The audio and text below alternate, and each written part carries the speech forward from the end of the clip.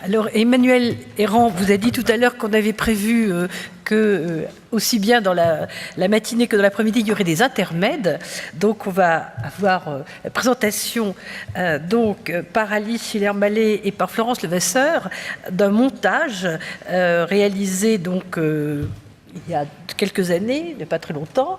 Elles vont vous expliquer ce qu'elles ont fait. Je voudrais simplement rappeler effectivement que Pascal était très compliqué. J'ai la chance de l'accompagner dans pas mal de ses projets, parce que, comme l'expliquait Hervé, il se rendait sur le lieu, il restait quelques temps, le jour, la nuit, il se promenait, et puis tout d'un coup il disait « je sais ce que je vais faire ». Donc il avait le projet qui lui apparaissait clairement dans la tête, dans son évolution, mais après il y avait un long travail d'accouchement, parce que Pascal dessinait peu et n'écrivait pas du tout.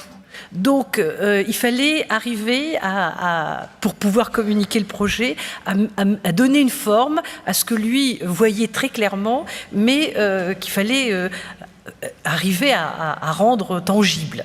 Et finalement, je pense que peut-être c'est dans ses vidéos, parce que c'est un aspect peu connu de son œuvre, qu'il a réalisé véritablement une certaine manière de faire les choses et de voir les choses. Et je crois que c'est très très important donc d'avoir l'occasion d'en regarder deux.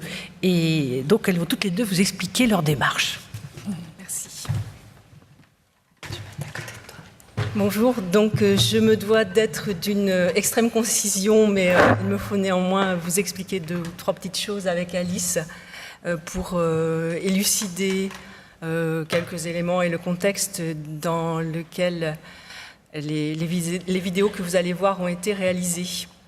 Donc ce que vous allez voir en fait, c'est une version courte d'un assemblage d'images fixes et mobiles qui ont été à l'origine diffusées sur 3 petits écrans qui eux-mêmes étaient disposés en association avec une infographie imprimée sur un panneau de dimension gigantesque. Ces prises de vue, le montage des vidéos, la création d'une carte imprimée donc sur le fameux panneau que j'évoquais, ont été imaginées durant l'hiver et le printemps 2013, et ceci pour répondre à une commande d'Alice Schiller-Mallet, qui est commissaire du Festival d'art contemporain Deep Haven. Et il s'agissait donc en 2013 de les présenter dans le cadre d'une exposition qui était consacrée au littoral.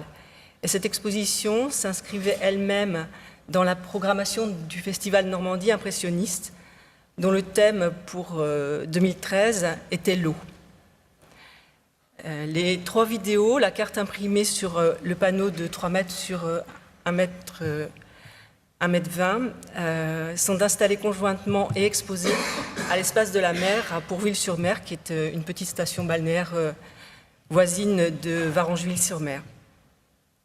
L'ensemble de cette installation est de nouveau présenté dans le cadre d'une exposition qui aura lieu à la Galerie du Champ à Yvetot, petite ville du Pays de Caux.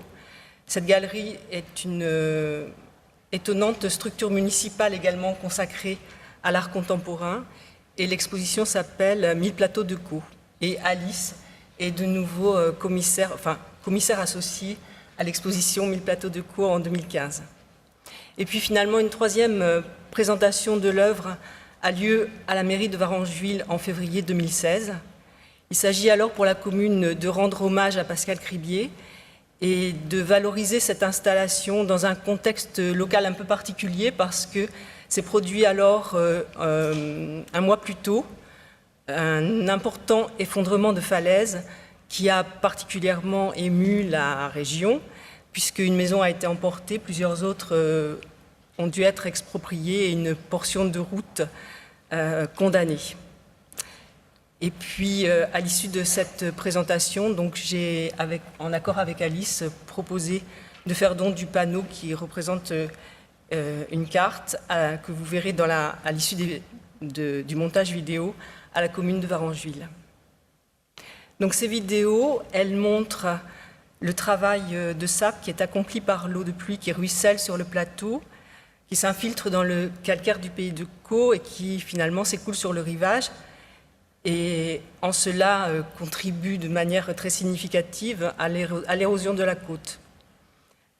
Cette érosion se traduit donc par de spectaculaires effondrements de falaises qui précipitent de la Craie sur le rivage de l'Ailly, voisin de Varengeville, mais également d'imposants blocs de grès qui se retrouvent eux-mêmes aussi sur le rivage à la base des falaises et qui forment une sorte de chaos.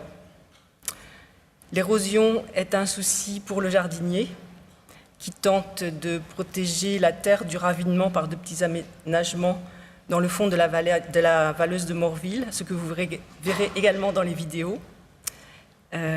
Et ces aménagements qui, par ailleurs, prennent part à la composition sonore du paysage du jardin en associant le chant du ruisseau avec celui des oiseaux, le bruit du vent dans les arbres et le son des vagues en arrière-plan. Le titre, qui est un peu curieux, j'imagine, Paluel Ailly Panly, il est choisi pour des raisons, pour plusieurs raisons. Des raisons, phoniques, avec la récurrence des sons voyelles, la redondance des PDL et le dessin que forme le vocable imaginé. Et puis une raison, iconique, dans la mesure où la concaténation des trois mots qui évoquent les trois sites, donc Paluel, Ailly, Panly, font référence aux deux valeuses de Panly et de Paluel, situées à l'est, respectivement à l'est et à l'ouest de Dieppe, qui ont été entièrement rayées du paysage et transformées en sites nucléaires.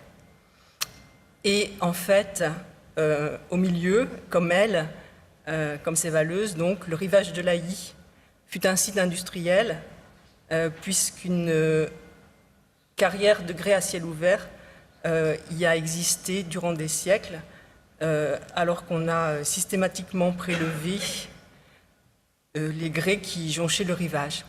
Et ça, c'est ce que montrait la carte, mais bon, j'en parle pas trop puisqu'on ne la voit pas particulièrement dans la vidéo.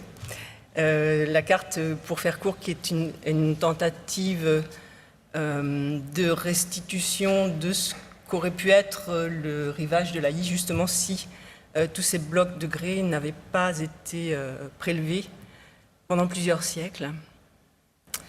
Sur le plan formel, donc, les vidéos sont montées en triptyque, ce qui confère à leur vision un rythme et une dynamique narrative. Et puis c'est également un clin d'œil aux trois registres horizontaux qui structurent la mise en page des images du livre Itinéraire d'un jardinier.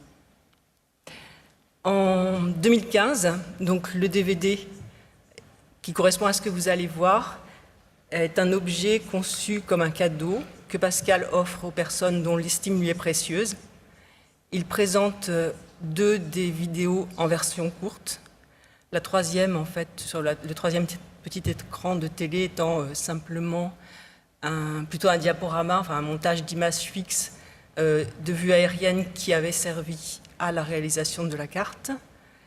Et ces films sont en revanche augmentés en finale d'images qui ont été prises au printemps 2015, au moment des grandes marées, au crépuscule. Et dans ces images, donc, on voit justement les grès qui subsistent très au large, là où ils forment des écueils pour les navires, et qui sont très rarement découverts, et que l'on voit là, au crépuscule, donc, sous une apparence particulièrement sinistre. Ou sous une forme d'adieu, puisque ce sont les dernières images qu'il a filmées donc en juin 2015. Je voulais juste dire que je crois que on peut dire que Pascal était quelqu'un qui aimait prendre des risques. Il m'appelait pendant le film, donc il a tourné à l'hiver 2013. Oui, Hiver-printemps 2013, en me disant... donc il filmait sous la falaise, et donc les ruisseaux s'écoulent en faisant des espèces de mini-cascades qui tombent de la falaise. Donc il se mettait avec sa caméra en filmant sous la falaise, et donc il me disait, ça y est, je me suis encore pris une pierre sur la caméra qui a failli détruire ma caméra et me tuer. Donc c'est quelqu'un qui a toujours aimé prendre des risques jusqu'au bout et ce film en est un petit exemple.